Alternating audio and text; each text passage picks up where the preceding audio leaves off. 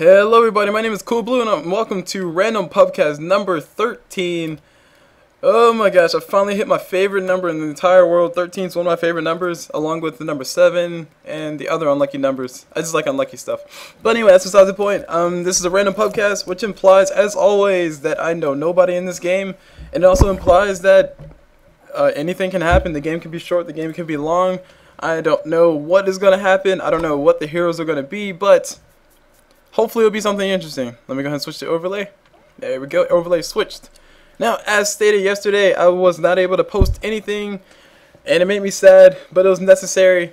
Like I said, I had a class, or I have a class that gets out late at night, and I really did not feel like doing anything related to Dota, or sorry, related to recording Dota for that night. So I just went to bed, finished my homework very late, and then went to bed. I actually had like 10 minutes left before I actually finished my assignment. I got a 96. It was a test. And I did well, but still, I could have done that like 3 days ago. It was an easy test. Relatively easy test. So yeah, enough about me and my issues. Let's go ahead and get into this game. So, looks like we got a random draft. Holy crap. Holy cow. I really want to know who was in the pool. I think recently they increased the random draft from 20 to 22 or 24. I have to go check those numbers. I did read that from somewhere. I'm not too sure. But whatever the case, I can't see who they're picking from, so I'm kind of sad. Looks like we got a first pick Batrider and second pick Coddle. They're thinking about, or Dire thinking about their other first pick. There we go. We got a Coddle Warlock. Actually, interesting choices. I'm assuming there was no Magnus in the pool, seeing as how Batrider got picked first and then the Warlock with the follow up. Anyway, going back over to the Radiant side, we see a Lifestealer. He's getting picked up, and I wonder who they're going to pick up for the second pick. Like I said, I don't know who's in the pool, but I'm pretty sure if there was a Magnus or a Darkseer, they would have been picked by already. So probably all that's left is a bunch of supports, a bunch of carries that nobody really wants to reveal yet. The Shadow Demon also picked up on the side of Radiant. Moving over to the Dire side, we have a Sand King and a Ursa. Okay, so it looks like we're probably going to be seeing that Shadow Blade Ursa. Who knows? I don't know. Of course, if I did know, that wouldn't be fair, and that'll be a replay, and then it'll be spoilers for everybody. But I'm pretty sure, spoiler alert, Ursa's going to build Vlad's. That's just me thinking. Oh, actually, I can go on the details on why Ursa builds Vlad's and not any other type of lifesteal. So, Ursa has an ability that we all know is called Fury Swipes. His Fury Swipe ability, which is his W, or his E. Yeah, it's his E. Actually, no. Okay, it's his E. Whatever button it is, it's called Fury Swipes, and that's a unique attack modifier. So basically, that means that he can't have lifesteal and that at the same time. So as soon as he puts a point into that, then he cannot take advantage of unique attack modifiers. Just like Sand King. Sand King has the same issue. He has a unique attack modifier called Caustic Strike, which you can look at right here. It is also a unique attack modifier. How do I know about that one specifically? Because I played Sand King once, and I was trying to build lifesteal, and I was mad because it wasn't working. And it's because I had Caustic Finale. Like, I had 1 point in there. I was pretty bad. It was pretty bad. But anyway, enough about, like I said, enough about me and my issues. Let me go ahead and move on to introduction, since everybody's all picked up. Looks like we got, on this Ursa, we have Balfadric, or Balfadrake. Balfadrake on that Ursa. We have Skarbushka. I'm getting better at this naming stuff, guys. We have Skarbushka on this Coddle. We have LL or 1-1 or II. I'm not sure which combination that is. I'll put all three in the tags. We have him on the Warlock. We have Numerin. 30 seconds to battle. Nerminin. We have Nerminin on the Sand King. Pretty sure I butchered that anyway. And finally, last but not least, we have something that looks like it's in a different language, but it's not. It says Hank the Tank with accent marks over the A's. That's cool. Moving over to the Radiant side, we have Nelaron on this Lena. We have Papa Ja. That's like Papa John's little son, Papa Ja. Papa Ja on that Batrider. And on this Bane, we have William with some very interesting spelling. William on that Bane. And moving on to the Shadow Demon, we have Warte and a laughing face. And last but not least, we have, of course, Put a Time. Double damage. Put a Time. put a time sounds better, so I'm gonna assume it's that. Anyway, moving on to the lane matchups. The lane matchups so far are a Shadow Demon Lifestealer bot. I'm pretty sure Lifestealer's gonna be in the jungle. Who knows? We have LL, who's a solo lane Warlock, and now we got engagement going on top. Oh my gosh, we got the Kata Waves already thrown on. Bane is already half health. Ursa did put a point in his Fury Swipes, which is a unique attack modifier. So now Bane was he took a big chunk out of Bane's health. I couldn't check how many stacks that was, but I'm pretty sure it was almost enough to kill him. Lion did pick up a DD, and it looks like everybody gets away scotch-free. I can't believe I almost missed that. That could have potentially been a kill, but but good thing that wasn't. Anyway, it looks like as far as Bane's items, Bane is going for that Soul Ring. That's pretty cool. So he'll be able to brain sap everybody. He'll also be able to throw down all the sleeps that he wants, and whenever he gets his ulti, he'll always have mana for that. Because his ulti costs one. Ooh, okay, never mind. He might have mana for that. His ulti costs 200 mana, and Soul Ring gives you 150. So he just has to have 50 mana in the bank. But anyway, enough of that. Let's look at the lanes. The lanes are Lina Bane top for the Radiant versus a Ursa Lion. This might actually be a dangerous lane. A Lion can throw down a spike and turn you into a frog, and Ursa can just punch you in the face a bunch of times. Yeah, it hurts a lot. Meanwhile, mid, we got Batroid on the Radiant side, and we have Sand King on that. We have Sand King on the Dire side. And we got Shadow Demon throwing out some words. I'm not really sure. He's saying, try hard. Got some friendly conversation going between the two of them. We have Shadow Demon Lifestealer bot versus the Warlock. Like I said earlier, Warlock is going to go ahead and pull a Bounty Hunter move. He's going to go ahead and hide in the trees because he's stealth. Why not? I mean, Warlock has a stealth ability, right? But Warlock is going to go ahead and hide in the trees and collect XP because all he wants is XP. He does not want to risk dying, and Batroid is going to be... Oh, he will not be going down. Sand King can get him down if he gets one more last hit, and Batroid is next to it. I think Caustic Finale will be doing enough damage, but I don't know. Sand King looked like he might have been trying to bait a little bit, but he is going to go for a full dive, and he does get the first blood on the Batroid, but he loses his life in the process. Very, very worthwhile. As you can see, Sand King got 427, and Batroid only got 236. So first blood gold, definitely worth it. Definitely worth the death in that one. Of course, he would have preferred him not die, but I don't think he has Sandstorm. No, he did not have a point in Sandstorm just yet, so he was not it, or he wouldn't have been able to escape anyway. Anyway, moving on to the other lanes. Nothing much interesting going on. We got some standoffs going between. I saw Lina get low earlier. She's still alive, so she obviously didn't die. Taking a look at the farm. The farm Lifestealer has 15 last hits versus his counterpart, which is Ursa, who has 12 last hits. So Lifestealer is obviously in the lead of that. That's mainly because Lifestealer pretty much has free farm down here. Shadow Demon is going to continuously pull, and Warlock is going to hang out over here trying to stay in XP range. As you see, he's only level 1. And meanwhile, we got Batroid again taking a lot of damage. Sand King's probably going to do the same thing he did last time, but no, not enough damage, and they both go down. They both go down again. That's a trade, and that's not really all that bad. Batroid did win. Wait. Yeah, Batroid did win out just a little bit, just a smidgen on that one, because he was a lower level, I guess, or he hasn't died before. I'm not sure how they do the math on that. You know, numbers, who works with those. But, long story short, they both die, so it's relatively even. Actually, let's go ahead and take a look at the gold graph. You can see the gold graph shows that they are relatively even. It's only 100 gold difference, which is essentially first blood. I think first blood is only 200 gold extra for the Batrider, considering that they both killed each other. So the first blood is, well, first blood is halfway spent, and it's actually in favor of the Radiant. Wait, whoa, whoa, whoa, whoa, whoa, whoa, whoa. Let me go back and look at that. Oh, that's a vision. Nope. Too many buttons on my keyboard, guys. Anyway, hold on. We got an engagement going on top. We had something happen top. Bane, looks like Bane threw a sleep on top of Ursa so Lina could get out. Lina probably threw a follow-up stun on top of him. But all in all, they're still alive. Okay, now they're going to go on to Bane. Bane's trying to run away. Bane does have sleep now. He can throw a sleep on top of Ursa if he needs to. They're going to go ahead and go for the attack. He throws a sleep on top of him, or he throws a sleep on top of Ursa, waiting for Lina's cooldown. And Lina throws out the lightning ray of strike, and she gets the kill. Very well played on their part. Very patient. Nice patient play. Don't think Ursa has phase boots yet. Yeah, he doesn't have phase boots yet, so he couldn't really run through anybody. So he was kind of getting blocked by creeps, from what I remember. I just heard a shallow word, or shadow word. Was thrown on top of Sand King so he can heal up a little bit. I think Warlock was rotating mid because he's not really doing anything in his lane anyway. Why not? And now here we got Batrider. Batrider throws an ulti on top of Sand King. Sand King is lassoed up, but it won't be enough damage. He throws out the flame break. Will he be able to do enough damage? That's the question, and I think the answer is no. Definitely not. And now here we got Batrider. Batrider throws an ulti on top of Sand King. Sand King is lassoed up, but it won't be enough damage. Will he be able to do enough damage? That's the question, and I think the answer is no. Definitely not. Not even close to enough damage. And now we got a little skirmish going on top. We got Bane turned into a frog. Ursa's gonna be doing a power on top of him, or overpower on top of him, and Bane goes down to the Cottle wave from the side.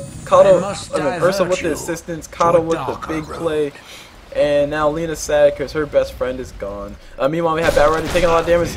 Sand King just went on hit, ultied up, and went in for the stun. He probably hit the stun, and Batrider, there was nothing Batrider could really do to get away. So a lot of kills being exchanged so far. The mid lane has been the kill lane, it would seem. No, someone to see. No graph. Come on, graph. There we go. That's a graph I wanted to see. I want to see this graph because this graph shows kills, deaths, and assists. So you see Batrider has 2 kills and 3 deaths to his name, while Sand King has 3 kills and 2 deaths to his name. They've been killing each other.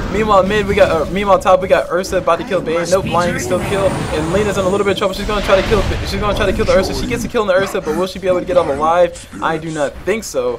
There's too much damage coming between the Cottle and the Lion, and now here's Cottle charging the wave. He gets the last hit on the Lena, and the top lane goes down. Meanwhile, we got Batrider taking even more damage from Sand King. This Sand King is playing super aggressive. I'm not really sure who should technically win the lanes between a Batrider and a Sand King, but obviously Batrider is having a lot of trouble here. He does have a lasso. He did throw a beautiful flame break to put Sand King on the bottom, on the low ground, but I don't think he wants to go in just yet. He wants to save that, because he wants his Firefly up when he lassos, so that way he'll be doing consistent damage while he's dragging him along. Meanwhile, Sand King just goes ahead and backs away. Let's take a look at the XP graph. XP graph is nearly 0. Everybody's been in lane, but it's also something to consider because Warlock is only level 4. And that basically means that he's like the lowest level on the team. Next to Bane. Bane's a little bit lower in his lane because he died and Lena stayed alive for a little bit longer, so that I can attribute to that. Anyway, we got some engagement on top. Looks like Bane threw out a sleep on top of Lion. They were trying to go in for the Lion, but Lena threw a stun, and he makes it out. Ursa gets his last. Ursa gets a convincing kill on Lena.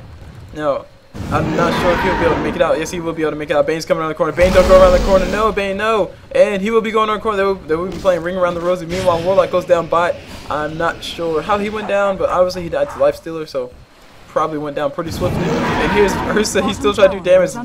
Lion is out of mana. Lion is low HP. I don't know what he's doing around here. I think he's just waiting for the... Okay, he has enough mana for Spike, so he can let Ursa get out if he wants to.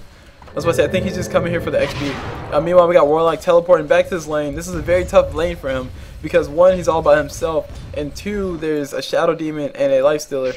Between the 2 of them, they can pretty much lock him down for a while.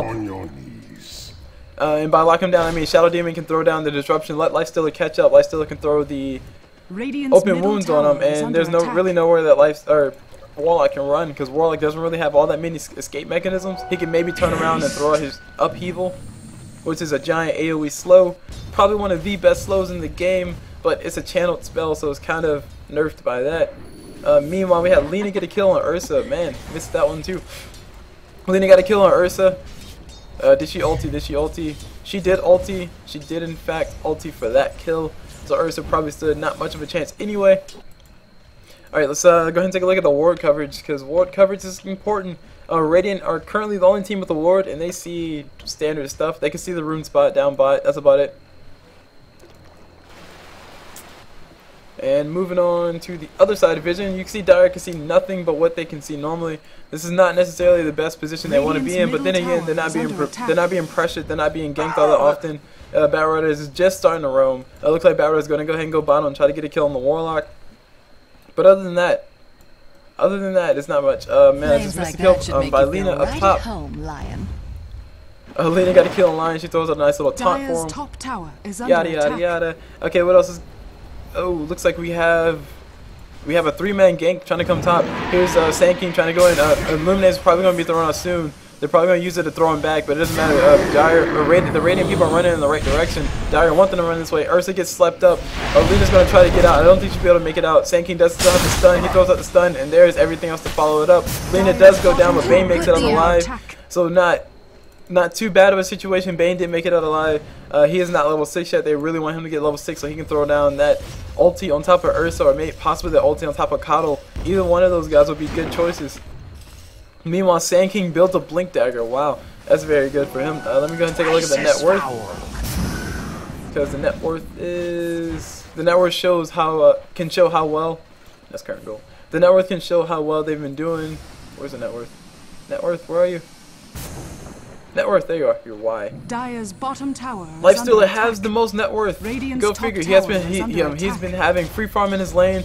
Like I said, there's not much Warlock can do except for throw a slow and hope he goes away. Meanwhile, we have a slight team fight going on top. Lina did throw out the stun. She was turned into a frog by Lion. Bane throws out the sleep. He does not have his ulti. He didn't use his ulti. So he goes down to a finger of death by Lion, and one more hit on Lion would be the death of him. There you go. He goes down, but Lina goes down in the exchange. So far, so good for the Dire. Ursa has been... Okay, Ursa died 3 times, so it's not the best of situations, but compared to his lane opponents, they've died a little bit more. Yes, Lina has 4 kills and 4 deaths, but she has 4 kills and 4 deaths. I mean, Ursa has 2 kills. Ursa just wants more gold. And he now has his face boots. So the point I'm basically making is Ursa with farm is more important than Lina with farm. So Lina being even, as good for Lina, yes. But Ursa having kills, that's kind of bad for the Radiant side. Anyways, Lifestealer has a whole bunch of items in Crow. I hope they will be coming to him soon. I'm not sure if he just bought them all at once or what. But anyway, it looks like they might be going on Warlock. Warlock is level 6, so he can throw down an ulti if he wants to. Ooh, fun fact about Warlock ulti. The Warlock stun from the ulti does go through BKB. I did not know that. I just learned that recently. But anyway, Bane's coming around the corner. Bane has his ulti in 20 seconds, and Lina gets turned into a frog. Spike hits on 2, and Bane will be yes, he will be going down. I was gonna say he might save his life with that sleep, but it doesn't matter. Kato had the wave right behind him.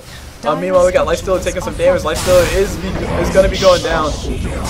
There was a Sand King responding here, and Batrider lassos the giant golem. I'm pretty sure that's not the one he was aiming for, but it doesn't matter. Sand King's gonna chase him. He's gonna throw down the burrow strike, and he might actually go down if Batrider's Firefly lasts just a little bit longer. He might be able to get it. I don't know. It's kind of a question mark for me, or in my opinion.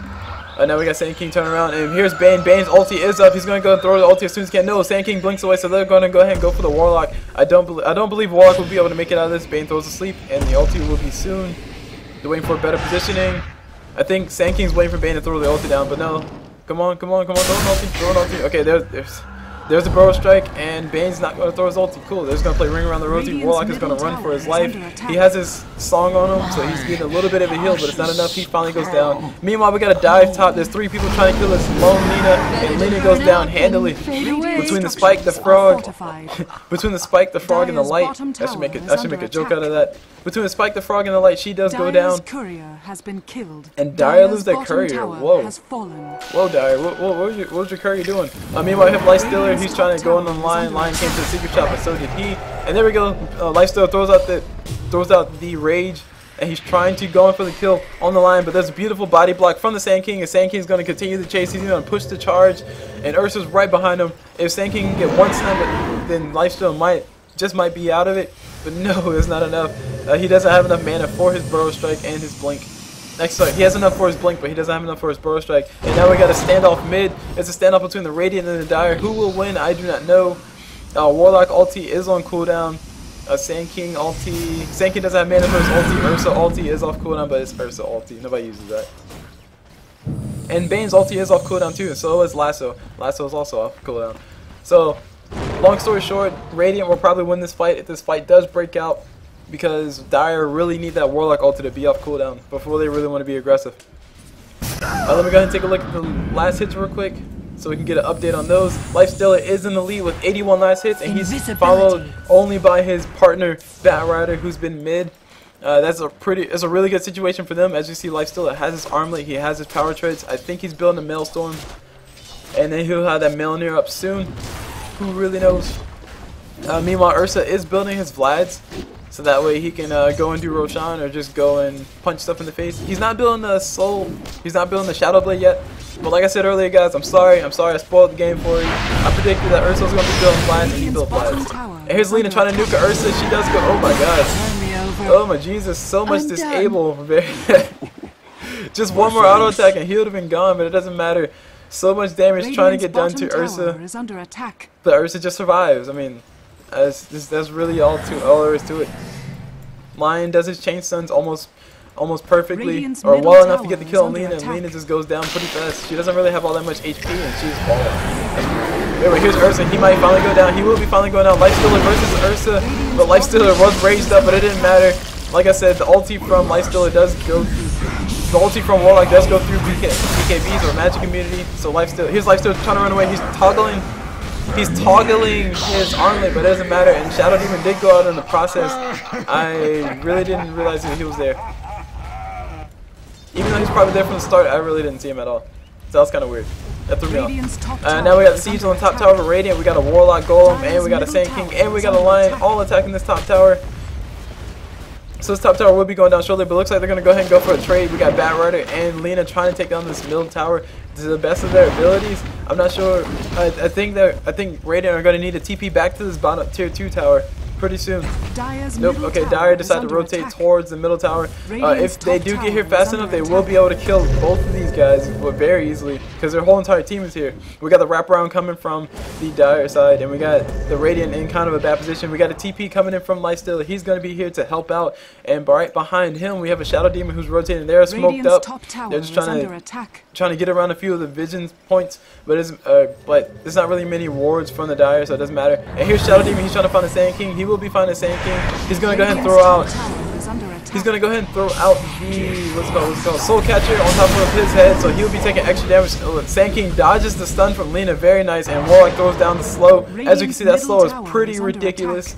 Just as long as he can channel it, he was able to channel it at a perfect time. And the Radiant side did in fact have vision of where Sand King was because of the Shadow Poison. When you Shadow Poison somebody, you do get vision of them, so they were trying to chase that to see if they can turn that into a kill, but they were not able to. Meanwhile, everybody is bound together.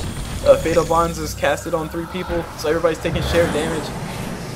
And we got quite a standoff. Sand King is right over here, hanging out behind the thing. He does have a blink dagger, so all he wanted to do was channel his ult and go over. But no, Radiant have a beautiful ward up here, so they knew that he walked up here, so that he would not be able to catch them off guard.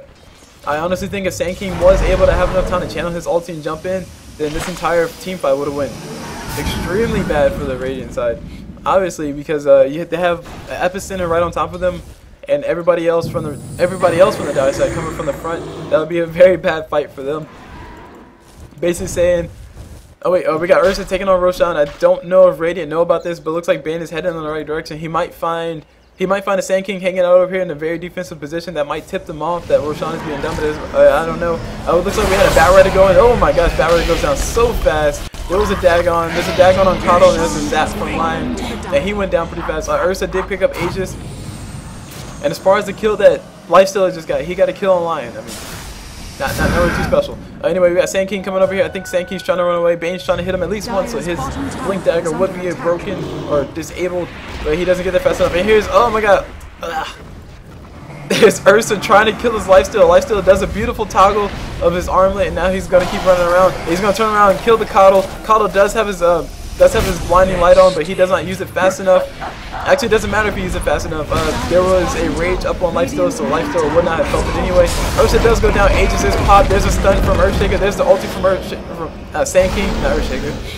And now here's Bane trying to run away from Ursa. He is super slowed, and there's a stun on Lina. Beautiful stun. Now Bane's going to go ahead and TP out. It doesn't matter. Ursa does too much damage. I hear Lasso on the Sand King. Sand King goes down, and here's Lifestealer trying to go toe-to-toe with Ursa, but I don't think he'll win that fight. He's a little bit too low. And Ursa is caught in a whole bunch of stuns. He's getting stunned to death. He's trying to do some attacks so he can stay alive. Bat Rider feed him a little bit of HP, but no, he doesn't. He just feeds him death instead. And there's a blinking by Bat Rider. Bat Rider's trying to go in. And then he throws up the flame break. He's able to slow down a few. Shadow Poison does not land on anybody, so they're not able to see exactly where they went. So they're going to go ahead and back out, retreat. Everybody's injured. Everybody's low on mana. And I need to catch my breath. Nope, no time to catch my breath. Sand King throws in the stun, and he goes ahead and blinks out. And there's everybody else from the Dire side over here ready to follow up. Bane is in a little bit of trouble. I think he might go down. Yes, he will be going down to a Dagon. And Sand King's just going to continue to burrow strike like a boss. That's what he's here to do, so he's going to go ahead and do it. Why not? And the siege continues. Dire's going to go ahead and push this mid tower.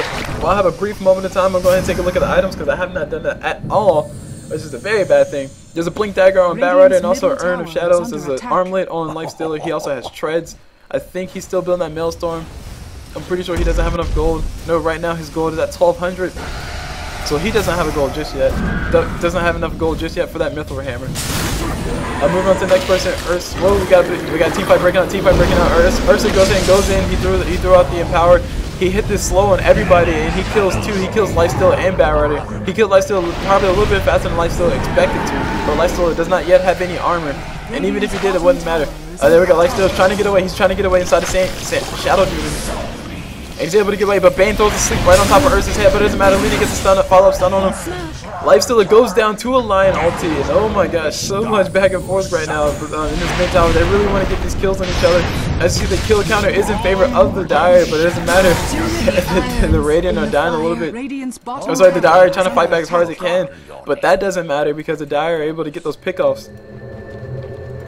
Alright, so it looks like the Dire are going to be in full retreat now. They're going to say, well done team, we're going to go ahead and back up, push another lane, try another angle, and go ahead and buy a few more items, because I'm pretty sure everybody on the Dire side is rich now. If we take a look at the gold graph is heavily in favor of the Dire. That is not just tower gold, that is also kill gold. There's only 2 towers down on the Dire side, so that's 1,000 gold worth of towers. And actually, it's 2 towers on the Dire, 2 towers to the Dire side, and 1 tower to the Radiant side, so that's only 1,000 gold in favor of the Dire as far as towers go. So everything else is kills, so 4,000 net worth in kills. That's pretty good for them. Their team fights have been working out, and also that's another thing to note. Dire does have a way better team fight lineup than the Radiant side. If you look at the Radiant side, you have a Batrider, and a Batrider plus Firefly plus Sticky Napalm, really good at team fighting, yes, but to follow up with him, you have a Bane who's a very, very single target focused person. He can disable 3 people at once, yes, potentially. Well, okay, technically disable 3 people at once, using Enfeeble, yes, but it doesn't really matter. Here's Ursa going on Shadow Demon, or sorry, Ursa going against Lifestealer. Lifestealer does bait him a little bit, and Ursa does go down. Warlock's ulti was used, but his golem goes down so fast, and now Warlock's going to be in full retreat. His ulti will be on cooldown for another 2.5 minutes. Anyways, like I was saying about teamfight potential, Lifestealer really needs a lot of farm in order for him to be an effective carry. Shadow Demon, he's really good at focusing down single people or focusing down the carry, so that's good for them. But it's still not really all that much teamfight in that. Bane, like I said earlier, he has a lot of disables between Enfeeble, which he doesn't have a point in, and Nightmare and his ulti, he can disable 3 people. Lina, she's decent at team fighting if she can hit. If she can get a few people in her AoE stun, but other than that, not really. Okay, she has Dragon Slayer too, so I can do a little bit of damage. But all I'm trying to say is Radiant really want to just pick off people. They don't really want to have a giant team fight breakout. Because if you look at the Dire side, Dire have Warlock Golem. I mean, that's a giant AoE stun. They have Coddle Wave, that's a giant AoE of damage. They have Sand King stun, that's a giant AoE stun again. And they also have Lion Spike, that's a giant AoE stun. So there's a lot more team fight potential on the side of Dire as opposed to the Radiant. So getting a pick off on Ursa right here mid would be perfect for them. This is what they want. There we go, the last one on Ursa. Ursa's probably not going to be making out as alive. Lina does miss a stun, which is kind of funny. But Ursa's going to run in the opposite direction. Batrider will have his blink up pretty soon. There was a smoke used to give him a little bit of movement speed. And here is Shadow Demon throwing the curves on top of Ursa. Ursa is slow, and he also has the soul catch on top of him, so he's taking extra damage. And he finally goes down. He actually almost turned around and killed the Shadow Demon.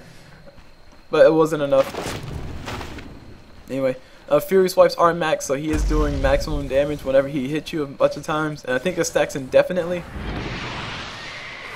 Yeah, it stacks indefinitely, so he can do crazy amounts of damage if he gets enough stacks on you. 10 stacks of that will be doing 300 extra damage per hit. And I think it's magic. Is it magic? It's magic damage. No, it's physical damage. Oh, Jesus. But anyway, we got Sand King. He found out too. He threw out the stun on top of Bane and Batrider. Batrider is going to be running away. Bane's going to be running in the opposite direction, but he goes down to a Dagon on the Sand King. Wow, Sand King has a Dagon. Which reminds me, let me take a look at items. Yes, Lifestealer is in fact building that Maelstrom. He almost has that in his pockets. Bane has himself Arcane Boots. I think he might be building a... No, he's not building a Necro. He's building a BKB, so he can channel his ulti for full, I'm assuming, or just maybe avert all the stuns that are on the side of Dire. Lina's close to her Aghanim Scepter. She is a whole 200 gold or 140 gold away from that, and she'll hide that up. And that'll be really nice for her, so she can use her ulti every 50 seconds. Well, it doesn't matter. She will have a lot of damage from her ulti, just basically. There's a Dagon on level 5 up on Cottle, so Cottle's ready to nuke down Nini and everybody. And Sand King blinks in, Sand King throws out the stun. Sand King does get lassoed up, so he will not be able to channel his ulti. And Batrider leashes him, or pulls him towards him. Sand King will be going down to the flame break. Very nice place flame break by him. There's a Warlock slow being channeled right in the middle of this, but it doesn't matter. The rest of the Radiant are already out of that. Shadow Demon does go down, and there's a Dragon Slave thrown out by Lina. Meanwhile, top tower does go down to Ursa. Ursa was up there just destroying the tower the whole time. Ursa really extremely good at pushing down towers because of his overpower. And I was going to go ahead and prove my point. He's going to go ahead and push down this middle tower. Pretty much anytime he has overpower up, he can just use it, and he can kill anybody. Anyway, Batrider's trying to go on this Cottle. Cottle will be going down. One more attack. There we go. He goes down, and Ursa throws up his overpower. He's gonna try to go in for Lina, but it doesn't matter. He's getting super disabled. He has the ulti on Bane. He had the open wounds from Lifestealer. He had the stun from Lina, and he just went down. No, folks. He did not go down faster than Kunkka's ship, but he did go down. Now, Lina, on the other hand, way earlier, when she just pretty much melted to Ursa and Lion. Well, okay, Lion's ulti. Now, she went down faster than Kunkka's ship. I just had to make sure I made that joke. Because that'd be kind of cool if I could keep that going. Anywho, items, because the middle tower's going to be sieged. Items, Maelstrom up on Lifestealer, 4-step. I never made it to the dire side, have I? Oh, there's ulti from Sand King. Sand King doing massive damage. He gets the kill on the Batrider. I missed half of it, but he still got the kill. He still got the kill on Batrider. Bane went pretty low. Bane will have his ulti up in 50 seconds. Lina's ulti is up almost always. It is getting to that point where every team fight will probably happen every 60 minutes. 60 seconds, not 60 minutes. Oh god, that'll take forever. AFK farm for 60 minutes and then team fight to see who wins. Anyway, Sand King's gonna go ahead and go on the Bane. There's a daggone shot from the Cottle on top of Bane. Excuse me. And Bane does go down. Lina's gonna go ahead and throw a stun on the high ground. She gets a kill on this. Lifestealer gets a kill on the Cottle. And now here's Lifestealer Sand King trying to run away. He did get the kill on Shadow Demon in the process. Pretty good on him. And he blinks away. He will be able to make it out alive. I need to bring myself a bottle of water because my throat is parched. Oh my gosh, Invis Rune or Ursa, things can go bad pretty fast. Dire are going to go ahead and give him position. No, Ursa's going to break his Invis and go ahead and attack. Maybe juke them out. Maybe juke out Radiant if they're paying attention close enough to make them think that he has been a Shadow Blade. But nah, not at all. They can just look at his items. Forgot. Now we have a Lifesteal inside of Batrider. That's a pretty good combination because Batrider can jump in or blink in, throw a lasso on top of you. Lifestealer comes out. He does a 500 damage nuke. I think it's 500 damage. Oh god, it's ugly. That's a terrible animation. Or it's a terrible picture. And by terrible, I mean creepy. Look at it. It's like a hand coming out of somebody's stomach. Ew. Anywho, Batrider's gonna go ahead and try to get this Ursa, but Ursa's moving a little bit too fast. Can Batrider get there fast enough is the question. I don't think so. He does have Cul Blu, so he's moving at pretty high speed, but not fast enough. Now we got more standoffs coming on. I think we will be seeing the team fight break out mid soon. Dire do have that ward placed on the high ground, so they will know who's going where. And they also have a ward placed down here on the high ground, so they will know who's coming around the corner. We have a haste rune up on Batrider. Batrider with the haste rune, pretty dangerous. He's going to go for the last on top of Lion, and Lifestealer breaks on out. He goes ahead and does damage to the Lion, and Warlock was thinking about throwing down his ulti, but his team was not in a position to throw down for them to go in for the fight. Meanwhile, Cottle's going to go ahead and push top. He does have a TP on him, so he'll be able to TP back mid whenever he needs to. And here we go. Oh my god, there's ulti from Warlock. Very nice ulti. And there's a slow from Warlock. Very nice slow also.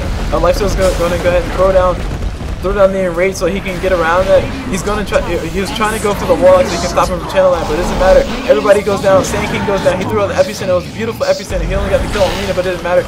Lion went down pretty fast too. I think he went down to Lifestealer. So Warlock, and also Warlock went down, and now Warlock goes down. So very disgruntled team fight. I'm pretty sure it's not what the Dire wanted. It's not what they hoped for. But at least in their favor, they did get Cottle to push that top tower. So now the top tower of Dire will be taking damage. But it looks like Dire are going to go ahead and trade. Maybe let the top tower go down for the price of Rax and the top tower on the side of Dire. Who knows? And then Shadow Lion comes into the game, throws down the finger of death, and Ursa goes down pretty fast to that nuke, or not Ursa.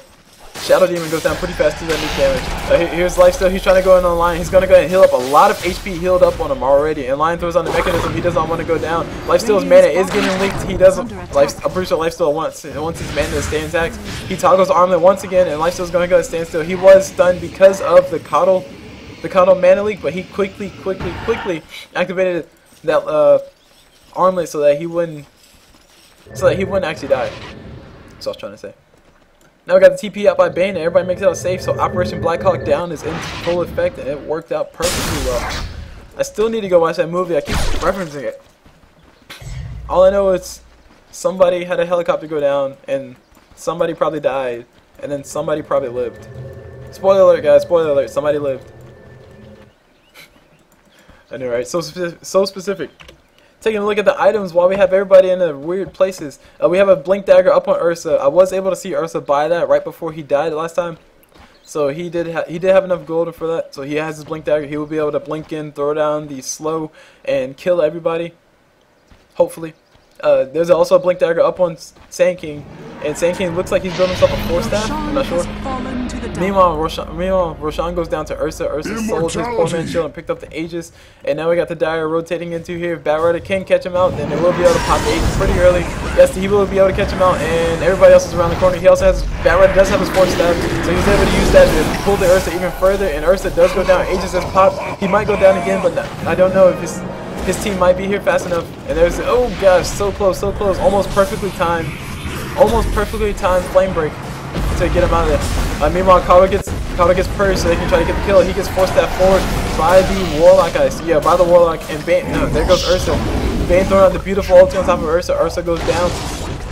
And the team fight continues. Warlock is on top of the high ground for some reason. I'm not sure how. And then he's going to channel the slow. He's going to try to let Lion get the kill on the Batrider. Really all Lion can do is throw out a stun and maybe sap his mana, but that's about it. Meanwhile, we had another kill on somebody. I'm not sure what happened. And now I got lag, so I'm going to take this moment to catch my breath. Alright. Cut my breath. Alright, now let's go to what happened. Batrider did get away. He was able to blink away and go home. And what else? That was it. Okay, team fight pretty much ended at that. I don't really know how Lina went down, but she went down. She's still bald. Look at her. Oh god, she's naked. Okay, that's inappropriate. Anyway, Lina's bald, but Lion's not. Dire's top tower is under attack. And let me go and take a look at the items while I have a little bit of time to look at everything. There's an Aghanim Scepter up on Lina. Cool. Bane has a BKB, so he will be able to channel his ulti all the way through until Warlock goes on this stun. Like I said earlier, Warlock's stun does go through, or Warlock ulti does go through magic immunity, which kind of sucks, because like I said, I just found out about that. Is under attack.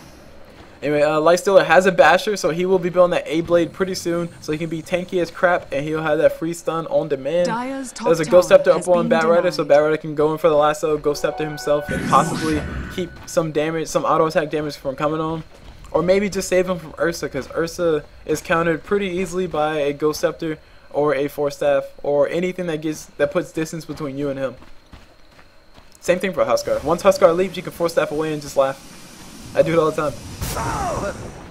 Meanwhile, we have, what else do we have? We have another significant item. 4-staff up on Warlock would save Kado's life earlier.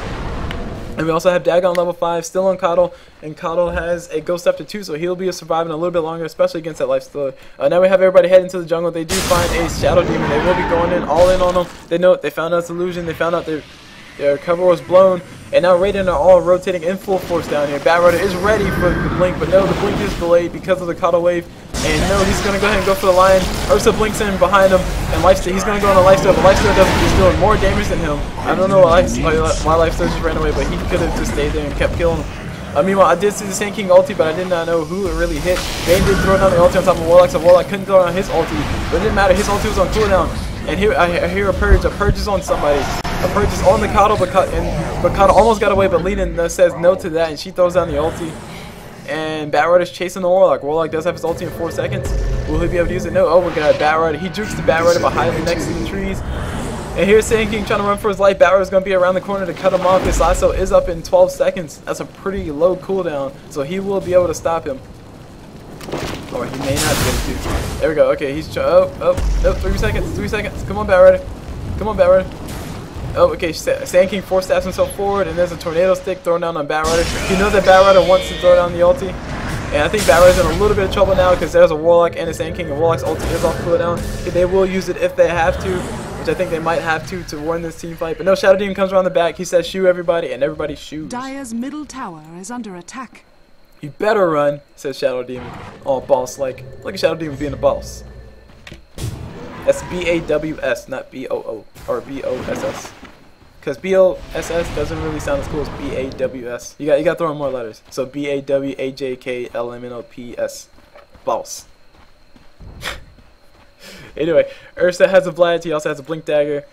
Phase Boots, nothing really changed. I think he's trying to build a BKB so he can continuously do damage. He doesn't want to get stopped by the disruption. He doesn't want to get stopped by the Lina stun. Anyway, because I ganked 2,823 times. Nah, he is bad. I guess it's just having some casual conversation going back and forth. I'm not going to read it all out loud. Tornado stick up on Sand King. So pretty cool on him. He'll be able to jump in epicenter, or sorry, he'll be able to slow somebody. And so I throw a tornado stick on somebody, and they'll be stunned up for 2.5 seconds. Channel his epicenter right under him, and then do all the damage that he wants to him. I think he's building an Aghanim Scepter, which will be pretty cool for his ulti. It'll give him more damage. But pretty much the longer the game goes on, the worse of an idea that is. Nope. Okay, he's building himself a Force Staff. Okay, he's building himself a Force Staff. So there'll be 2 Force Staffs on the side of Dire versus the 1 Force Staff on the side of Radiant. Pretty cool. Lina didn't build anything new. Bane is building himself an Aghanim Scepter. He has that point booster up. What is Lifestealer building? I don't know. Okay, net worth. I need to take a look at the net worth, see who's worth the most. Net worth. Lifestealer is of course worth the most. Lifestealer is of course worth the most. But right behind him is Sand King, who is actually unusual. I was kind of expecting Ursa to be there, but Ursa has kind of been dying a lot in these engagements. If we take a quick look at the kills, deaths, and assists, we can see that Sand King has 14 kills. Wow, he's just been surviving. Sand King has 14 kills. All those Burrow Strike kills, and Ursa has 12 deaths, so Ursa is not really in the prime position to carry, but he is the one who they need to have all the farm on. Meanwhile, Sand King will go ahead and play a semi-carry role. He's going to go ahead and see what he can do, throw out all the epicenters he can. As you saw in the last team fight, the Radiant won almost handily. Ursa was having a lot of trouble doing damage. Between the Bane ulti and I think he got Bane ulti. Between the Bane ulti and everything else, he couldn't really go in. Now they get a pick off on the line, or sorry, on the Ursa. Ursa will be going down to his Lifestealer, whether he wants to or not. Lifestealer doesn't have a Bastion, so he will be able to get those chances stuns.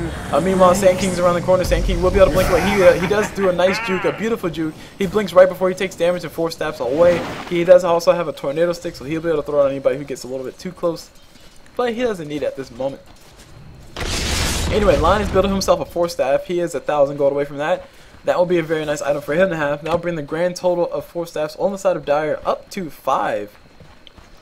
Sorry, I say 5. I meant to say 3. Sorry. That was bad. Okay. I was trying to be all smooth with it. It just came out 5. Three entire Force Staffs on the side of Dire. Versus Radiant's 1 Force Staff. So Sand King can channel his Sandstorm and they can just Force Staff him away. Because Force Staff doesn't disrupt channeling, so you can do that. It's actually kind of cool. I don't know if we'll see that. But anyway, Bat Rider blinks in. Bat Rider tries to go for the pull in Lion, but no, he gets stunned up immediately by Sand King. And there's a BKB activated on Bane. Bane wants to go for the ulti. He goes for the ulti on the Warlock. He does not want a Warlock to throw on his ulti before he goes down, but he already threw it down, so it doesn't matter. Warlock goes down, Bane gets the kill, and the goal, Lifestealer throws down the open wounds on top of Cottle. Cottle's going to go ahead and run away while he can, and this middle tower will be going down. Lifestealer is tanking up to take it down, and there's a disruption on top of Lifestealer, so I can make some illusions, do even more damage. And oh my gosh, that backdoor regen, Jesus, that backdoor protection, ridiculous. You saw it go up just then. But the creeps came in just in time, and basically the way backdoor regeneration works is when it has backdoor protection on, which is that right there, backdoor protection level 1. It will pretty much maintain its normal HP. Like it has like a regen rate of, I don't know, 700. Okay, not 700. I need to look at these numbers, but it has a high regen rate. So in order for you to actually kill a tower without creeps near it, whether they be friendly or not friendly, you need to just be able to do enough damage. Anyways, Ursa goes down to a Lifestealer. Regeneration. What's new? Oh, sorry, Bane got the kill. Really, Bane? Bane got the kill instead. And the top tower of Radiant are getting pushed in. There's a nice creep wave right behind it. There's no siege creep. Okay, there's one siege creep, so siege creep will be able to do a lot of damage to this tower unless they respond pretty Radiant's fast. top tower is under Just in case you guys didn't know, like I said before, a few times Radiant before, structures are the siege creep does extra damage. How much damage it does, I don't remember, but siege creep does extra damage to towers and it only focuses the tower whenever it is near the tower or in range of the tower. It does not focus heroes. It does not focus creeps unless it's not near a tower. And look at the damage. It's doing chunks of damage. So it goes from 140. Whoa, it missed. 140, 164 to 138, and 138 to 116. I was trying to do the math in my head. It didn't work out. Anyway, it does a lot. It does a lot more damage than creeps. Creeps do like 10% damage to towers. Something stupid. Anyways, look like the standoff finally ended mid, and the kill score is actually getting closer and closer. A lot closer than the Radiant or than the Dire will probably want it to be, especially given the fact that they have an Ursa. They do not want Lifesteal to be having all the kills that he has. Taking a look at the levels, you can see in the other graph, because that's more viewer friendly. Where is the levels? No, it's actually per minute. Hero level. Take a look at the hero level. You see Lifestealer is at the top of that, right behind right behind him is Sand King. Sand King, like I said, has been playing that semi-carry role for his team, while Ursa has been trying to catch up. Ursa's only level 18. He's below 2 other people on the Radiant side. So at the moment, there's 2 people. But everybody is up. Everybody except for Warlock. Everybody except for Warlock, Lion, and Shadow Demon. You have the level 3 of their ulti, so they will be able to be that much more effective. Meanwhile, we have Ursa taking a lot of damage from Lifestealer. He is bot. He will be blinking as soon as he can. There we go. He blinks away, and Cottle comes in just to make sure that his Ursa does not go down, because they know they need Ursa to stay alive. Sand King's also rotating down bot to see if he can respond fast enough. I don't think he'll be able to get here fast enough. He does reveal himself. Lifestealer is going to continue to run. He will be able to make it out. And now the rest of the team from Dire or Radiant over here, Lifestealer goes ahead and throws the Infest on top of Batrider. Batrider smokes up to see when somebody gets near, so he'll know when to blink and what direction to blink in. And as soon as his smoke wears out, he will be blinking in a direction to see if he can catch somebody. The question is, what is the range on the detection? I don't know. I don't remember. Instead, the entire Dire team decides to retreat, go on a full retreat, so nobody catches them, nobody's over there. They're also looking for Ursa to see if Ursa's over there. That's also a good thing. Another thing to note, you can technically use smoke to scout out Roshan Pit. If you just smoke up and run towards Roshan Pit and then you get revealed, you'll know, hey, somebody's here. By the way, Bane still had his smoke on him. Bane still had his smoke on him. But he was just out of range of detection, and now the entire Dire team over here waiting for everybody to come over here. But Batrider sees the Batrider had his Firefly. He sees one over here. He pulls one towards the tower. He blinks over the corner maybe a little bit too early.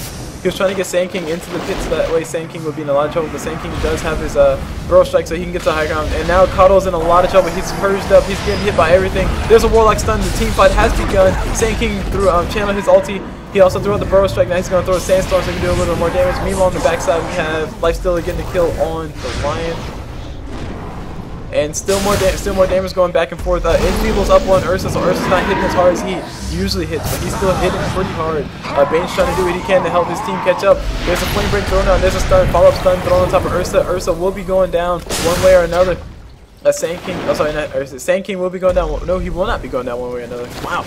Very well played on his part. Very nice Burrow Strikes. I think they're going to go ahead and chase it, but he's a little bit too fast with that Blink Tag and all. There's Batrider going for the full. Lifesteal's going to follow up with the damage, and Batrider's going to blink back in, throw out a Flame Break, see if he can catch anybody else off guard. But no, he's not able to pull anybody out in that bad position. And I heard E-Blade. That wasn't E-Blade, that was a Ghost Scepter. Okay. I wonder, does that work? Does the Ghost Scepter work in the opposite direction for heals? That's a question I'll ask. And I'll figure the answer out to that one day and it'll make sense. Meanwhile, we got a siege coming down on top tower. Looks like Radiant are posturing heavily to take down this tower, but the Dire are coming up to respond to this. There's going to be probably a big team fight breakout. Earthshaker. Sand King's ulti is off cooldown. It's about 15 seconds, but they're not going to wait. They cannot delay. They're going to go ahead and Lifestealer gets nuked down pretty fast. Bane activated his BKB so he can hurry up and get away. And Batrider's around the corner, so Batrider might be able to help him out. I think if Bat Rider just threw one sticky napalm, he might be able to help his teammate get away. No, he did not throw that.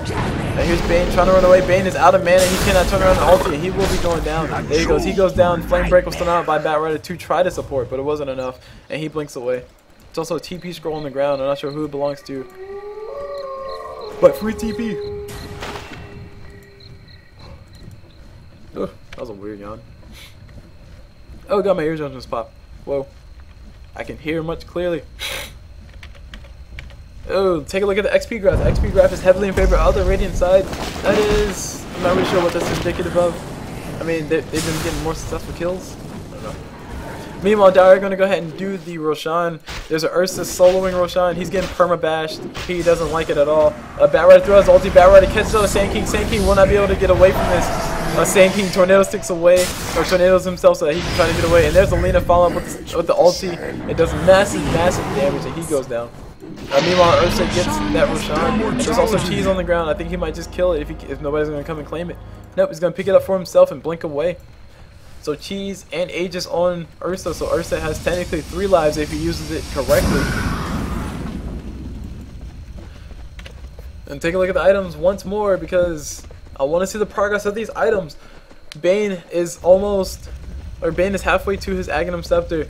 Nothing has really changed on Lifestealer since we saw the Basher. He has a BKB, which is actually pretty useful in Lifestealer. He can activate his Q, he can activate his BKB, and then right after his BKB ends, he can activate his Q again. So he will have more magic immunity than normal. Lina has a tornado stick of her own, so she can move a little bit faster. She can disable somebody, probably disable that Warlock before he throws on his ulti. But so far, Warlock has been able to successfully use his ulti in the team fights, and it has helped out immensely. I'm pretty sure without that ulti, they would not have been able to win their fights. Meanwhile, we got some chat going on in the background, but I'm not really focused on what they're saying because the items are more important, and I finally have a moment to stare at the items. As far as Lion goes, Lion has a mechanism and a force staff, so that I do remember seeing him build that force staff. I remember seeing that mechanism being used, so nothing new on him. Nothing new on Sand King, nothing new on anybody. Ursa has Cheese and Aegis. I mean, that's the only new thing, really. So this game has pretty much reached that point to where team fights will probably determine who wins the game. One bad team fight for Radiant and they will lose a game. One bad team fight for Dire and they will lose a game. So this game can go either way. It's a pretty much even game. Actually, the scores are perfectly tied, 43 to 43. I did not realize that until just now. This is actually pretty darn cool. They're going for the long game strat. The carries, it'll be Lifestealer versus Sand King as a carry. Because right now Sand King's the only one who really has a farm to go up against Lifestealer. I mean, Ursa has an Aegis, he has a Vlad, he has a Blink Dagger, he has a BKB. So he will be able to go toe to toe with Lifestealer, but it probably won't come until after he loses the Aegis. Like after the Aegis has popped and after he uses the Cheese, he probably would just barely be able to get the kill on Lifestealer, because Lifestealer is pretty darn tanky. Lifestealer does have some really good lifesteal. I mean, his name is Lifestealer, right? And on top of that, Lifestealer has an armlet that he can toggle all day long. And he also has his own BKB, so he'll be able to go magic immune for a long time. Actually, how long can he go magic immune? Let's see. Rage has a 15-second cooldown, and it lasts for 6 seconds, so it's a 9-second cooldown after it ends. BKB 10 seconds, so he'll be able to rage, BKB, and then rage again. Radiant's bottom tower is now we got the bottom tower of Radiant being sieged. It will be going down to Ursa. Ursa's so good at pushing down those towers, dude. Jesus. And Bat Rider activates his BKB. He's going to go in. He gets a pull on Lion. Always Lion. Always picking on Lion. 4 stats forward. And there we go. The damage is getting done. Lion activates his mechanism as soon as he can. The ulti thrown out by Warlock to stop some aggression. Lifesteal is going to go in on the Ursa. Ursa is trying to... Ursa's trying to attack him back, but no, Lifestealer has his bash, he's perma-bashed, and Lifestealer gets a double kill. There you go, the BKB is activated, and now here's the rage to follow up, and Ursa will be going down again. So many lucky bashes by him, and oh my god, Lifestealer, the BKB paying himself off. Lifestealer able to get a triple kill, I'm sorry, double kill in that time. Technically a triple kill. I'm not sure who got the other kill from him. Bat Rider, no, not Bat Rider. Lifestealer killed. I did not see where the triple kill came, or where the other kill went. But as you saw, okay, technically he killed Ursa 3 times. Okay, 2 times. So Ursa died 2 times. He had to kill Ursa twice, and he had to, and then he got a kill on Radiant's bottom tower is under Sand King. attack. So pretty darn good for him. Like I said, the BKB paying off. The BKB level 2, or BKB was 1 charge. Sorry, the not full BKB, the partially full BKB. I don't know what you call it. The 9-second BKB will also be able to take advantage of that combination. Lifesteal will be able to rage, and then immediately activate BKB and then rage again. That is the perfect timing. He has to have perfect timing on that though, because there's a small, tiny, almost 0-second gap between those. Look like he's gonna go ahead and go in. He throws on the rage. He also throws on the abyssal blade, so Sand King is stunned for long enough. But not really many people die in that engagement. I think Shadow Demon went down. No, when did Shadow Demon go down? Yeah, Shadow Demon did go down to Coddle Wave. And Sand King made it alive. So Sand King is definitely survivable. All Sand King really needs now is a heart. But he decided to build Dagon instead. Either way, it'll work out. He's really trying to chase this bat right in this lifesteal. The question is, did Lifesteal use a charge? No, he did not use a charge, but this is going to be a big team fight breaking out over here. Bane is in position. Bane gets turned into a frog. There's a BKB activated by Ursa. There's a Rage activated by Lifesteal. Lifesteal will be BKB. Right after that, he BKBs. He gets a stun on Ursa, but Ursa eats the cheese, so he is full HP. And then he infests his partner. He infests his ally, Lina, so that way he won't take that much damage. And now he's going to go on the Lion. He gets a kill on the Lion. He will be able to turn around and go for this Ursa. He gets a kill on the Ursa, but will he be able to get the kill on the Warlock? It's a question. Warlock did 4-step forward. There's a 4-step up on Coddle. There's E-Blade up on Coddle, so very good for him. He can actually, Coddle could potentially turn around and get a kill on this Bat Rider. There you go. Oh my gosh, E-Blade, Dagon, Lifestealer goes down in almost 1 shot, and then and there goes the insta buyback by Lifestealer. He is angry, he is mad, and here's Warlock going to try to TP away, but too much damage being done on his head. Meanwhile, we had Lina giving a high five to Coddle, and they both back away. Okay, let's go and take a look at that one, because that E-Blade threw me off. Coddle has an E-Blade, so he's ready to use that Dagon on all of his nukes. You got Ethereal plus Dagon, Coddle. What are you expecting for? There you go, Coddle's in trouble. Coddle goes, he was trying to activate that E-Blade, but he comes around fast enough. And then he goes down. So Lifesteal was able to get that revenge kill. No, Bat Rider denied him that revenge kill. Lifesteal was not able to get the revenge kill, so he's pretty sad. All the lanes are pushing. Okay, not all the lanes, but yeah, all the lanes are getting ready to start pushing in the favor of other Radiants, so they will be able to push any and all towers that they want. They're probably going to go ahead and rotate and kill that top tower. Oh no, I take it back. They're going to go ahead and go for Rats, because Coddle's really the one pushing them back, or keeping the pushes from happening. There's a disruption up on Lifesteal, so there will be a few illusions of Lifesteal coming in to do even more damage to this tower. Lifesteal's going to go ahead and walk around there. He gets in a good position. He activates his armlet, and the tower is taking a lot of damage. The siege creeps are also helping out. Dire's middle tower is under attack. And everybody on Radiant are back, or everybody on Dire are back except for Coddle. But they don't really need him to defend. They just need Warlock's ulti. They need, well, yeah, they do need Coddle to push back the wave, yes, but they need Warlock's ulti for the team fight, which they really want to happen. Lifesteal goes ahead and jumps on the side of the Bat Rider. And will he be able to catch anything? I think he will be able to lasso somebody. He's waiting for the perfect moment. The rest of Dire are running over to the secret shop, towards the secret shop. I think they're posturing for Roshan. Roshan will be up in another 2 minutes. Won't be up for another 2 minutes. It's probably close. They see the Bat Rider being aggressive. Ursa goes in and activates his first overpower, so that way he'll be able to use all his charges on overpower and then activate it immediately after it goes out. Bat Rider tried to jump in with the blink on top of Warlock, but Warlock forced that himself instantly away, and Lifesteal is still inside Bat Rider. They're really waiting for this, for the perfect moment. Waiting for that perfect moment to go in. And once they get that engagement, whoever they catch will be going down. I think it might be this Ursa. Ursa probably will be going down. There's a blink, there's a lasso, and there is the stun. There's a 8-blade stun. There's everything's getting thrown out. Warlock goes on the ulti. Warlock does not want his teammate to die, but it's too late. Bane goes ahead and activates his BKB. He's gonna fully channel his ulti, and then Warlock goes down by the Lina ulti. And there's Lina throwing out the tornado stick, and there's another tornado stick, and here's Sand King trying to run away. Sand King gets a negative earn charge on. I think that'll be all the damage that he'll be getting done to him. There's a disruption up on this Shadow Demon. Shadow Demon used that disruption defensively, and Sand King was trying to go on a Lifesteal, but he got the sticky napalm on him, I think. So he was turning around pretty slowly. Now he's going to go ahead and channel his Sandstorm so he can try to run away. And Batrider is in a lot of trouble. Batrider might not make it out. No, Batrider activates BKB. Perfect BKB. His ulti will be up in 11 seconds. He might be able to catch the Sand King out on the backside. I do not know. The Flame Break's still out. Sand King's in a lot of trouble. Sand King really needs to get out of here. He Tornado 6 so he can try to get away. He will have his no, he goes down instead. I was about to say he will have his Ghost Scepter relatively soon, but Batrider has his ulti up, but he does not have mana for it. There we go, mana for him. He will be able to blink for it. No, oh my gosh, so much damage. Cuddle showing that E-Blade plus Dagon works out perfectly fine. He turns around, E-Blades Batrider Dagons him, and Cuddle. There's nothing that he can really do for it. Anyway, there's a lifesteal, getting a revenge kill for his partner. On top of that lifesteal, and he also activates his rage. He has his armlet still toggled. Not sure why. Untoggle your armlet so he can heal, bro. There you go. Okay, armlet untoggled, so he'll be able to survive. There was a shadow word. Fatal bonds. There was a fatal bond placed on top of those three. I think he might activate it so that he could not. So he can have that not tick damage on him, so he can survive.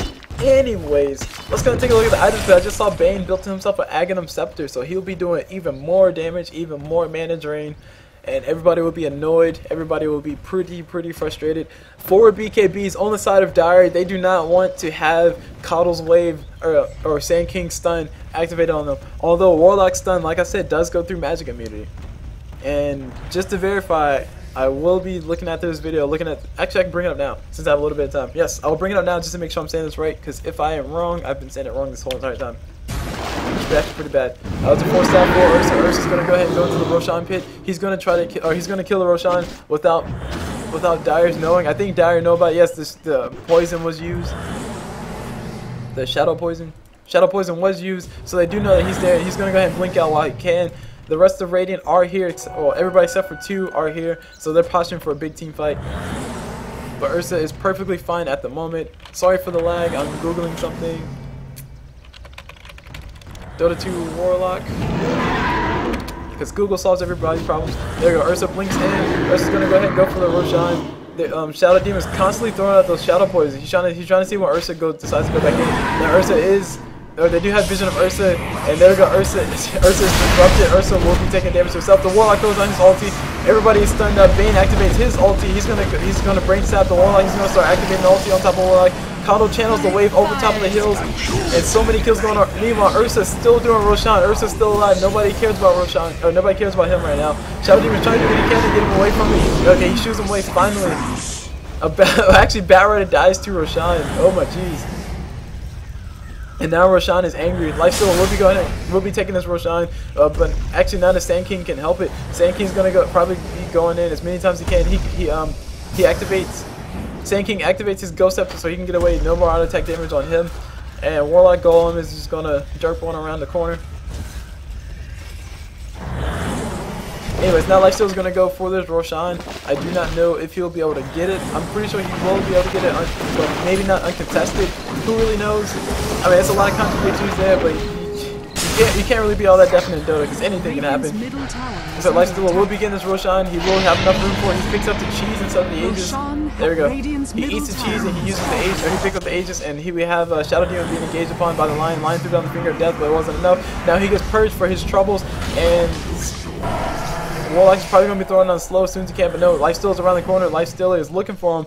Lifestealer might find him. I don't know. I don't know how many times I can say Lifestealer in the same sentence, but Lifestealer will probably be running away. Now Lifestealer will be going home. There we go. So I think I'll count that later to count how many times I said Lifestealer. Actually, I'll let you guys count that. Yeah. So we got double Siege Creep pushing down this top tower. This game is almost an hour long. I am happy. More practice with casting. The more the merrier. We got a recall coming on Sand King. Sand King will be able to make it out alive. He did throw out the stun, but the stun was kind of short because of the recall. And he's able to make it out alive. Radiant's middle tower is I think if Batrider would have got around the corner in time, he would not have been able to make it out. Okay, Warlock ulti. Warlock ulti. Yes, magic immunity. Magic immune unit. Yeah. Chaotic Offering is what the ability is called, and it says magic immune units will be stunned. Destroys trees in its area effect. So there you go, guys. Some random facts. I was correct. Woohoo! And the stun lasts for 1 second, so it's not that much of a stun, but it still disrupts Bane's ulti, and that's not what Bane wants. Bane wants his ulti to last forever, so that way he can do his full entire damage. Or he built the Aghanim Scepter. Why would he build an Aghanim Scepter if he doesn't want it to last forever? With the Aghanim Scepter, it increases damage per second, mana drain, and duration, really. So the normal duration is 5 seconds, and it drains 5% mana, so it drains 25% of your mana. And the Scepter duration is 75 seconds, and the Scepter duration is 7 seconds, and it drains 10% of your mana per. Wow, that's incredible. So that's 70% of your mana gone by the time he finishes ulting. So is this? Oh man, is this damage per second? Jesus, that's 270 damage per second over 7 seconds. Are you kidding me? That's like 1,000 plus some other numbers of damage. That's ridiculous. Okay, well, let's take a look at the gold graph, because the gold graph is really the only thing that's telling the tale. Like I said, the XP graph becomes more irrelevant the longer the game goes on, because everybody's XP is the highest anybody can go is 25, so everybody can only get to 25. Meanwhile, we have a Blinking by Sand King. Sand King went ahead, threw up the stun, and he's trying to go into Bat Rider. Bat Rider did lasso him up to try to get away. He also activated his BKB so he will avoid any other stun. And now here's Ursa trying to run away from the lifesteal, but he will be going down. The A-Blade stun does go through Magic Immunity, so he was not able to make it out of that. And also Bash goes through Magic Immunity too. Lina threw out the ulti on top of Sand King. Sand King almost dodged it, but he was not fast enough with his Burrow Strike. Meanwhile, we have Lion being purged, but he is good, he is fine, and he has a mechanism. So everybody's healed up, and they're ready for this defense. Everybody, both sides are down one, but the Dire are down to Ursa. I think they really need Ursa in this team fight, at least to do damage against Lifesteal. He's really the only one who can kind of who can go toe to toe with Lifesteal. As you see how fast he attacks, it's ridiculous. Lifesteal's attack speed at the moment was even without rage, his attack speed is 0.55. I think the max attack speed would put you at 0.33 or something like that, 0.30. I don't really know. I will find out the number eventually. Especially in the new series that I'll be doing called Technically Dota. Guys, please be on the lookout for that. It'll probably be up whenever I finish video number 20 of this series. But anyway, I'll be looking at all that stuff because I like technical stuff, and technical stuff exists all around in Dota. So why not add two things together? I'm also building a database of a bunch of items, which is actually taking a while, or going to take a while. But that's a side story. That's for something else. So, what is going on? There's a gem up on Bat Rider, so Bat Rider can know when Sand King does a sandstorm. Sand King will not be able to get up. There's also a refresher up on Lina. Wow, it looks like Lina's building a Scotty also. Holy crap! Holy cow! Now we got Bat Rider coming in. There you go. Bat Rider did get stunned by the Warlock ulti. Everybody, here's Bane throwing out the ulti on top of Ursa. He wants Ursa to stay still, and Ursa does go down to the Lina. Lina still has her refresher. Refresher's off cooldown. Refresher's on cooldown. She did use it. This E-Blade up on Warlock, so he wants to take any more damage, and everybody's trying to kill Lifestealer. Like, this is a game to kill the Lifestealer.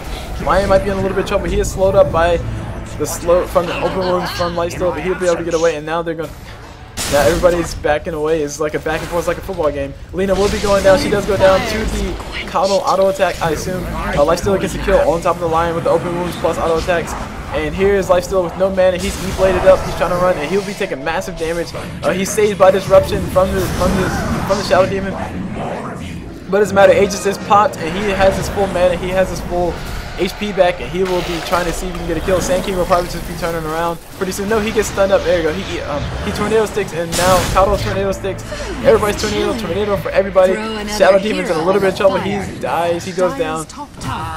Lifestealer really wants his kill on the Sand King, but he's not able to get it. Sand King just blinking away everywhere, juking every which way. Meanwhile, the top tower for Dire goes down. Will we be seeing anything special? I don't know. Warlock's gonna go ahead and channel his. Warlock's gonna go ahead and channel his slow, and he's like, "Yeah, Lifestealer, you can't go anywhere. How you feel now?" And Lifestealer's like, "Screw that, bro. I can just hit my Q and run towards you and hit you more." Because Lifestealer does have that OP. He does have that OP magic immunity. Anyway, there we go. Ursa's going to be going down to his Lifestealer. Lifestealer can take it out pretty handily. There was an E-Blade activated on somebody. I'm pretty sure it wasn't on Ursa. But no, okay. Oh, wow. Ursa did not go down. I don't know. That's very unfortunate.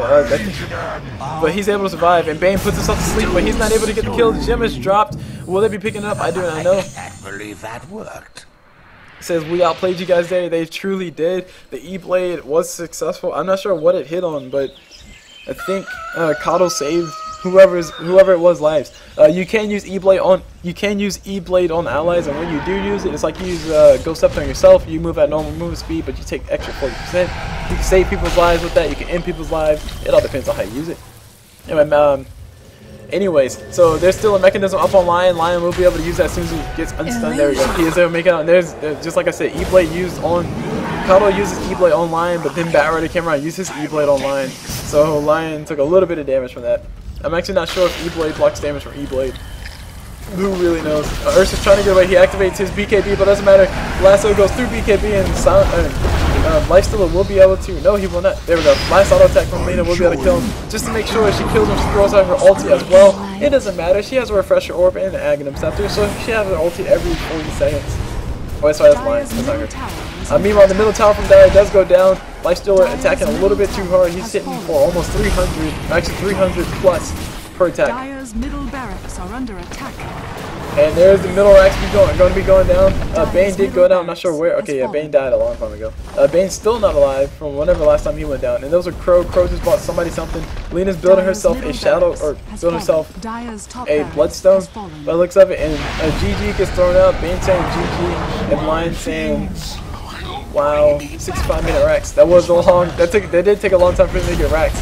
But it doesn't matter. This game has been going back and forth. They've been pushing and they've been turtling and they've been ganking, they've been not turtling. There's so much going on back and forth. Meanwhile, Sand King's in a lot of trouble. Sand King Tornado Stick, so he does a little bit of damage, but he will still be going down. E-Blade was used by the Bat Rider, and he threw out the E-Blade was used by the Bat Rider, and he threw the Flame Break on top of him. Has been killed. And so he did get to kill one way or another. Meanwhile, Dire's Courier does go down to the Lifestealer, and oh my god, Lion tried to. Never mind. I was gonna say Lion tried to kill the Bat Rider, but Bat Rider did not die. But he did die. And there was a gem still on the ground. Lifestealer just turns around and says, kills it. It's like nobody needs this. And it looks like Lifestealer is building himself a what? What are you building, Lifestealer? What does Lifestealer build with a ultimate orb? At Lincoln's? A Mantis style? Maybe a Scotty. I would assume Lifestealer is building a Scotty.